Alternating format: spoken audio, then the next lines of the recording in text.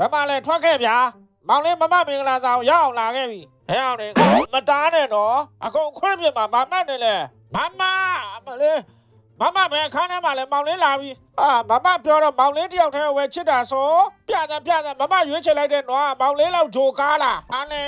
ဗျာအဲ့ဒါတွေနဲ့ရရင်နှမောင်းကိုတတိထားစမ်းတာဟုတ်ကဲ့မေမင်းအဖေတော့ကအဲ့လိုပဲအဲ့ဒါနဲ့ဓာတ်ပုံရိုက်နေတော့နှမောင်းတရားလို့အမေတို့မနေရော်လိုက်ရတဲ့သားအေးမြောင်သေးလေးကိုကြီးတို့ဘာလို့ဒီပေးရမလဲဟောနေမြောင်သေးလေးက foreigner ကြောင်နဲ့တူတယ်နော်တိုးလို့နားမလဲဘူးအဲ့ဒါဆိုလဲကြောင်လို့ပြောကြည့်ကွာ Hey where are you going ရအဲ့ဒါအင်္ဂလိပ်လိုကြီးဟာအဲ့ဒါဆိုလဲ Hey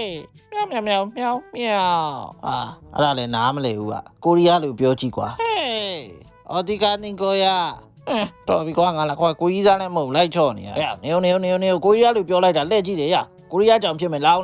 ပြန်လောင်းအဲ့တော့ကွာရှုပ်တယ် Hey အော်ဒီကဘာဖြစ်တယ်သူပြောလိုက်တာခုန